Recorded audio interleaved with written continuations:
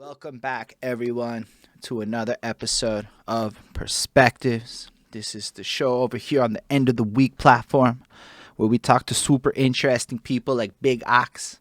My name is Hey, Holden Stephan Roy. Typically, it's co-hosted with Littyyy Bro Flacko. Unfortunately, he's unavailable at the moment, so we're going to run through this. We like to start off the show, just a little bit of contextualization of how it all came to be, a little history for everyone who's new here.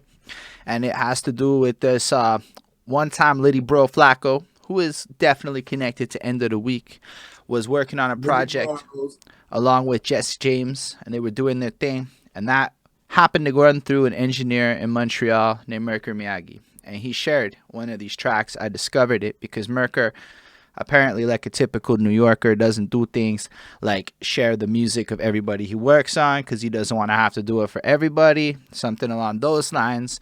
And so I caught that, I saw it, I clicked it, and then I did the review for that project. I baited Mr. Littyyy Bro Flacko into an interview. After he went through the interview, in his words, he found it quite therapeutic and felt like on some hood shit he should be moving this over to all the homies, and thus we ended up on End of the Week and the homies started running through, and it's just You kind of dub? turned into this experience upon which we like to start it off with like a big question but a little question before the big question so that the big question makes a little bit more sense. So the way Yeah, man. Flacco words this is, could you tell us where you're from, where your parents are from, and a little introduction into who you are? So, yeah, if I have to answer those questions, well, where I'm from, the first question, I was born in Montego Bay, Jamaica. Say a You know, word. they make fun of Jamaica sometimes. They say, we're from the beach. I'm from the beach. You know what I mean? Like, I was at the beach every day of my life growing up. Not every day, but nearly every goddamn day. My grandfather was a fisherman. You know what I mean? He's part Irish from my dad's side. My other grandfather from my mom's side. Well, my mom was born in Jamaica too. So is my dad. My dad's actually born in the Bahamas.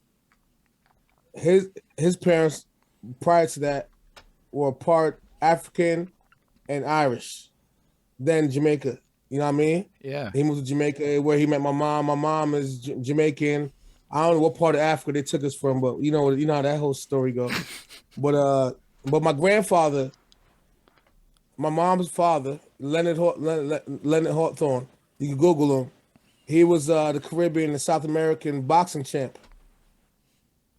Yeah, and he moved to America, to Jersey, to Newark, to try to capture the North American championship. But the first two people he fought died. You know what I mean? Like So he actually died? retired. Like They died. One died in the ring, and one died right after the fight. does that make you too So deadly for boxing? I mean, it's when you if you're like when he tells me like when you box it, you not even though the whole sport is about thrashing and hurting someone, you know, I mean, there's still art to it, and you're never out there trying to like end somebody's life. You know what I mean? That's not that's something that's not like even hurt somebody really. You know what I mean? You want to be a fat match man to man. There's gonna be people getting hurt, but you know who withstands the time and wins. That's competition. But you know if you do something where you take somebody's life, he couldn't deal with that because he wasn't he's not a killer. Right. So he retired from boxing after. So you asked about parents and whatever else. So Yo, my other grandfather was a fisherman. My other grandfather was a boxer. man, you like came at that in a really cool answer. I don't get a lot of great answers with such history baked into it. Honestly, that sets the story great because I can tell you at this point, I talked to nobody from Jamaica at this point in life where we start things off. Because I do I'm have, on a beautiful place, that little island. yeah, I would love It's the to go. island of everybody, where everybody, the whole saying is that everybody, all people, one people. You know what I mean? I might be saying that wrong, but it's all about facts. It might not be quote unquote on that one, but it's a similar as such. It's like everybody, one people, no matter what. You know what I mean? Like no matter where you're from, facts and people, you are rich. You know what I mean? There's no like all one people. Like I never closed the door there. Ever never locked the door there in my life. You know what I mean? And I don't think they ever locked the door. So There's I, no reason to ever lock. There's never a reason to lock a door or a window when I was growing up in Jamaica. You know what I mean? That's just how the people were. that's, Everybody took care of everybody. that's actually really beautiful, man. But yeah, Yeah. so to get it off started about you now, we got to pivot over to you. I do have my big opening question. You may have heard it before, but it kind of starts off with my girlfriend, and she's washing the dishes this one time, and she's got her phone open, and she's playing that Black Eyed Peas song. I got a feeling. Ooh. She's vibing and she's dancing. She's doing her thing. And I started thinking about this song, and I said to myself, when the fuck did this song become chores music? Right? Because if you think about this track and you run it back like 10, 11 years, this is that middle of the night, everybody's drunk, highlight, everybody's vibing track. It's like party times. It's like glorious. It's out there. Even the students was doing videos to it. You run it 10, 11 years into the future. The song doesn't change at all because it's a song and songs don't change. But we change so much as people that the context that surrounds the song evolved so much that we took it from fun music to music we put on when we're doing boring shit to go back to fun times. And that's kind of the evolution of music. Exactly. That's all it is. It's like, you know, the song brings up the, you know, the even like the hormones at times that song used to create back then, you know what I mean? Facts. So it's like it's almost one thing used to, like, you know, I'm bullshitting, doing nothing right now. Let me at least enjoy it in a certain manner that brings to me. And it makes all of that shit more tolerable. And it just got me thinking about musics and vibes, right? Like the little 20-year-olds, they don't even know that they be running around with the Pop Smokes and whatnot, and that's going to become the soundtrack to their dishes washing in the future. And they don't know that when I hear that music, it becomes the soundtrack to my dishes washing right now. And that's just kind of the nature of this music. But given that music is vibes and everything kind of taps in at different phases in life, I started to notice this strange phenomenon with MCs, interviews, and the way artists approach it. Everybody kind of starts the story when they're like 10, 12 years old, when they first really get into hip hop, or they first start writing, or they first start caring about music. But the music's really about vibes and environments and context. The music's definitely something that's been around from the very beginning. When you pop out the womb and whatnot, there may even be a song playing at that time, being absorbed into you, even if you can't remember it. I know this is like super impactful because I was like 5 years old, right? And I can remember being in the crib in my dad's, the apartment with my parents, Montreal. We got the gray boxes all over, right? The amp, the tape deck, the fucking radio, the preamp, all these wires going to speakers everywhere to get that surround sound at home. And my dad would be busting his Led Zeppelin tapes and things like that during the daytime, but at nighttime it would be straight the club music from Montreal would be broadcast live, so it'd be a lot of that techno shit. My mom, she's got these like love songs kind of going, the musicals, that whole other energy that she was kind of feeling. And all of this was going on before I had any control over what I listened to. It was more like they listened to stuff and I had to listen to stuff with them until one day I broke out, and that becomes like the next chapter. So I was hoping, Mr. Big Ox, you could run us all the way back down to the youngest Big Ox you could remember being in Jamaica and tell us a little bit about what it sounded like to be you, a bit of the vibes growing up, because keep in mind most of us watching did not grow up in Jamaica. All right, to my memory, and because I've been told these stories, because even to today, like, you know how most people need like quiet to sleep and like to relax. Like I need to have to be like shit going on around me to relax. Like being in the woods is the scariest place and thing in the world. I'd rather you drop me off at any hood on the planet. You know what I mean? And I'll be most comfortable there. I don't know why. What's weird about that? I need to be around people and energy. But from what I was told, even from young, like my mom, she said when I was very young, yeah, in Jamaica they have like block jams and things and such. Before it was like concerts, like it was like block parties, really. So she was like, she'd go out and just put me on the speaker for the whole party because the speaker would just make me go to sleep. You know what I mean?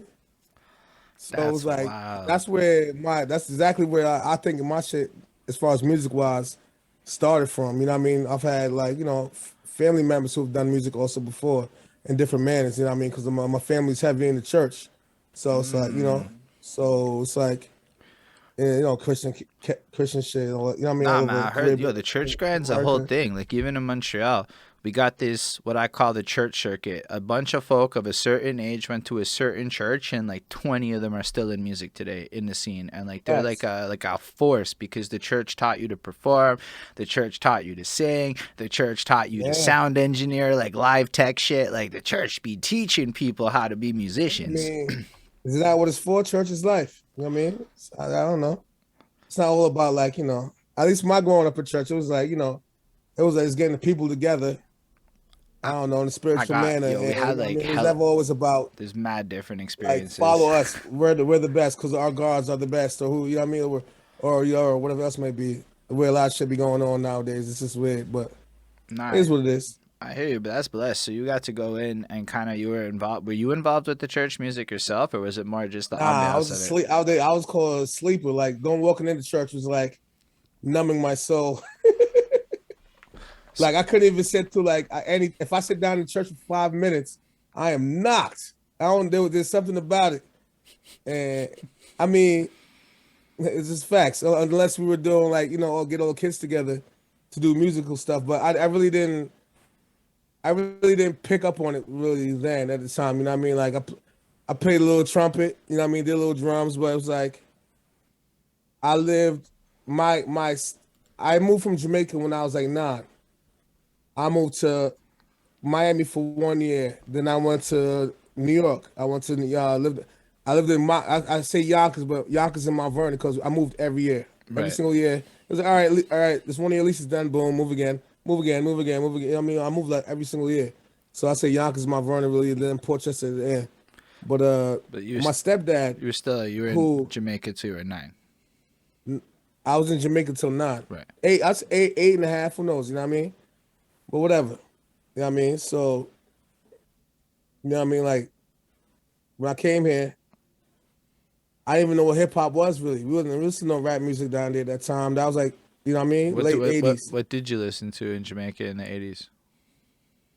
A lot, yo, believe it or not, a lot of as far as other than reggae, a lot of reggae, of course. You know what I mean? You can't avoid that. But a lot of country, a lot of Jamaicans listen to it, believe it or not. You know what I mean? A lot of what's the name too? Who's the light skinned dude that's singing a lot? I'm not sure which, like Drake. Like, Light skinned dude that's singing a lot. Not who's the other blonde one that sing from back in the day? I sound crazy right now. yo, I'm born in '87, so this one's a toughie for me. Nah, I'm talking about late 80s, early. Who's the old school singers? Ah man, I don't know, but I remember we family always had the albums where like the Disney albums too. You know what I mean? So all the Disney movies, right, right. that was like a big thing. So we like listen to all the soundtracks, to all the Disney movies coming up together Yeah, that's wild. Like in a cool and know way. more about heart and shit like that. And if you listen to the structure of the Disney songs, it's like it's weird. Like I think that I eventually like helped me with my musical situation, but who knows? No, you're But yeah, not so I even. moved to Hold on, Yonkers, you're not Mount even like the Vernon. first person to like bring up the fact that like Disney and other various kids It's facts musicals, though. like yo, because Disney employs like top tier fucking songwriters and writes ethereal Yeah, bangers but that and last them joints are generations. fire too. When you're young, listening Yo, to them joints, you're like, oh them shit. joints is fire as an Oh, like, adult. Like yo, sometimes I'd I be mean, watching a Disney movie and like yo, you're like I was watching the new Aladdin and like the Jasmine's like "You Won't Keep Me Quiet" track. That shit's a fucking bop. And let's be real, all I gotta say about the that is the Elsa devil don't track sleep. there, the fucking like the like "Let It Go" or whatever. That might be one of the best Disney songs of all time. It's like Wax on wax, no tax. Give yeah, it to me, I ain't paying it back. but that's good. So, Uh, were you like when you were young though? Were you like into music at all? Like were you singing, I dancing, was so into music, man. Like, yo, like as a because performer? like I grew up like so I moved to Yonkers, Mount Vernon. It was me, my older brother, and my older sister. You know what I mean? My older brother's year older than me. My older sister is 2 years older, 3 years older than me. So I'm like, I forgot what grade I was in. You know what I mean? Smart Jamaican kid getting straight A's because in the schooling in Jamaica is a little faster than in America's. At least at public school he was. I don't know. Hold up. So So I like was you're like saying lazy in like school. so like you guys is like shit is like advanced in the sense that like your grade 3 is As like far as like grade wise, like if I'm in third grade in Jamaica, if I come to America third grade, my mathematics and writing and is just like a little bit faster. So like most times, a lot of us when we come in middle school, we get pushed a grade ahead. You know what I mean? Other than like stupid ass niggas, but just regular shit. It's like you know what I mean? Like this normally taught. I'm serious. This normally taught. It's almost like say what we're given in America, kindergarten wise, we're given in preschool, pre kindergarten in Jamaica. You know what I mean? So it's like you know what I mean? I don't know why, but this is how it's based. that's actually kind of So it's like like a I was in super school interesting like thing. getting straight A's, not doing nothing or like trying. You know what I mean? So then I remember like my first year here, my sister had 2 tapes, Slick Rick and Big Daddy Kane. My nigga, like yo, that shit changed my fucking life. son, I heard like, come on, I'm coming from Jamaica. I didn't really hear him rap like that. Right, I remember right. like I So remember this going is like like your Brooklyn visiting okay, okay. family. That shit popping out of cars. But I'm like, what the fuck is this? Son, my sister had a tape deck. She had Slick Rick and Big Daddy Kane. Son, that shit changed my soul of living. I could not understand people were making music like this, B. And like the shit, I was just like, the moment I heard it, that was my most loved thing in the world. The moment I heard Slick Rick and Big Daddy Kane, I was like, these two niggas are musical word gods to me. Who are they? What is this? What the fuck is this? Somebody tell me. You know what I mean? Like it like blew my mind. This existed. I had no like I just being a kid moving from Jamaica, you just don't you're not even aware of it. And then you hear it like a tape deck. You hear it coming out niggas speakers and shit walking around, going from and to school here and there. You just don't know. Like what is that? You hear that sound that the beat. It's like what the fuck? You know what I mean? Like something going on. I don't know about that. I need to know. And then you hear the radio for the first time. You hear the songs like oh shit.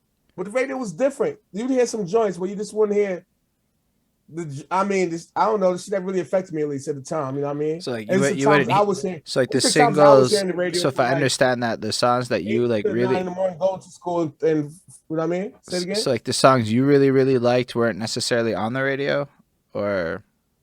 And maybe this is the times I heard the radio. Mm.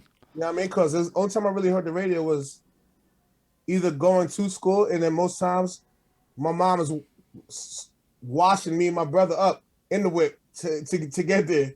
You know what I mean? So it's like I ain't hearing the music like that. Or coming home or sitting in the car on a trip or something.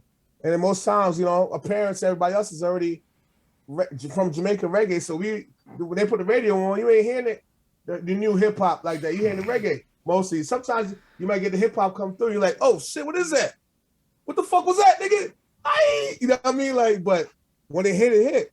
But I just remember the time. I remember I lived in Mount Vernon time. I remember the room I was in. We had the attic bedroom. I remember my sister had one side of the attic bedroom. I had the other side of the attic bedroom. And she had a tape deck. And this is music. She had 2 tapes, B. Slick Rick and Big Daddy Kane. Son, it was like I changed my religion that day. You know what I mean? Like, it was like, yo, my whole life has changed. Like, I see the world through different goggles. Like, I didn't want to hear nothing but that.